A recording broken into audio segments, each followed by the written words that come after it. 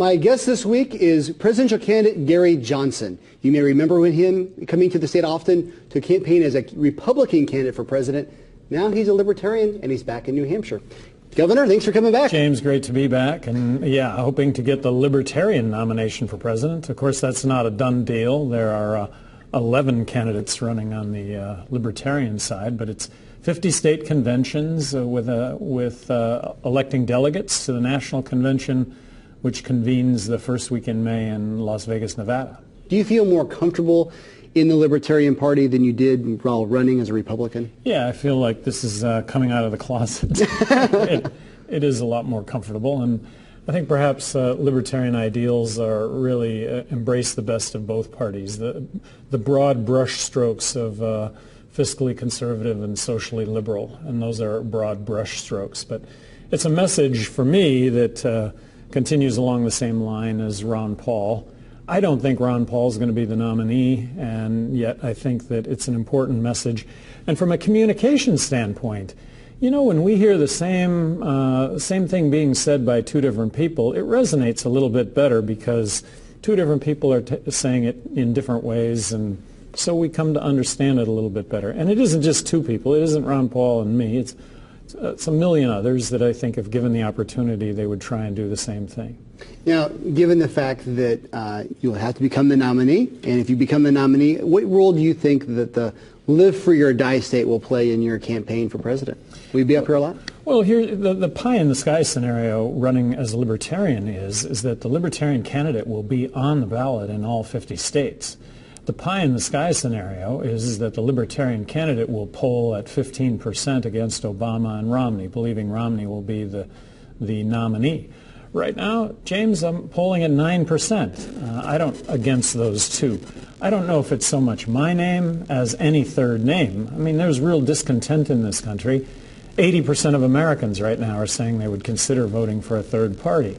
But the Libertarian message, the message of balancing the federal budget and then gun rights and gay rights, let's slash warfare spending, let's slash welfare spending. Getting on all 50 states. Of course, here you need to collect about 3,000 signatures to get on the ballot in New Hampshire. How's that effort going? As far as I understand, that the signatures have actually been collected. It's just really the issue of the buffer on top of those. So I don't think New Hampshire's ballot access is any issue at all. There are a couple of states that it is very onerous to get on the ballot. But like I said, I think that the Libertarian Party will be on the ballot in all 50 states. 23% of New Hampshire primary voters voted for Ron Paul, second place. What's your message going to be to him if he is not the nominee? Well, I don't think I have to say anything. I think at the core of Ron Paul's support are people that really understand the notion of liberty and freedom, limited government.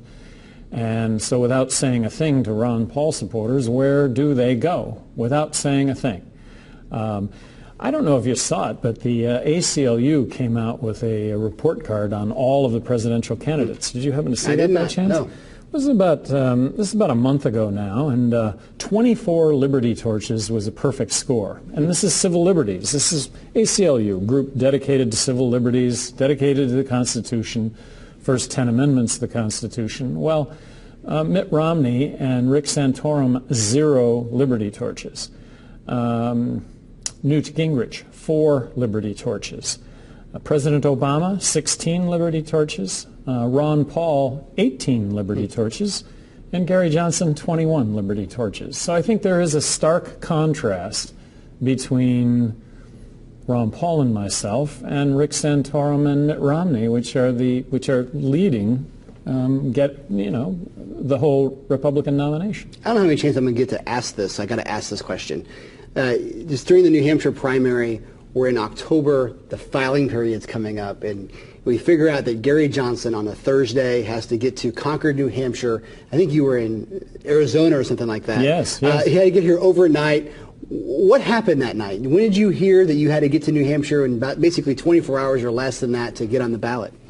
Yeah, no, I heard about it about 6:00 p.m. in Arizona, and it was a big screw up on our part. There's just So how did you get here? How did that work? So I took the red eye from Phoenix to Boston, and then drove in from Boston to manage the deadline. What were you thinking the entire time? Man, how do we do this? Or Right. Yeah. There's no excuse, and I take full responsibility. I mean, you point the finger anywhere you want, but point it at me.